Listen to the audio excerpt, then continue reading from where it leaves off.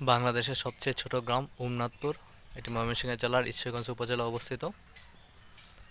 এই বাড়িতে একটিমাত্র একটিমাত্র বাড়ি আছে এবং এক গ্রামে একটিমাত্র বাড়ি আছে এবং একটিমাত্র পরিবার এখানে বাস করে এবং পরিবারের সদস্য সংখ্যা মাত্র 2 জন। এই বাড়ির আশপাশ এতটুকুই পর্যন্ত বিস্তৃত। এই গ্রামটি খুব একটা বড় নয়, একেবারে ছোট, যে দেখা যাচ্ছে এই পর্যন্তই, এই পর্যন্তই বিস্তৃত, এই পর্যন্তই আছে।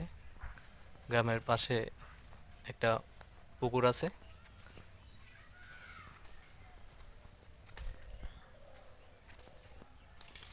পুকুর আছে মাত্র একটা।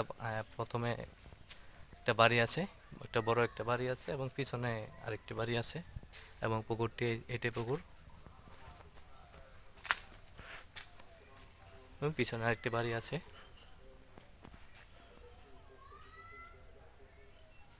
এই পর্যন্ত বিস্তৃত, এই গ্রামটি এই পর্যন্ত বিস্তৃত এবং এটি বাংলাদেশের সবচেয়ে ছোট গ্রাম হিসেবে অভিধা পেয়ে পেয়ে গেছে।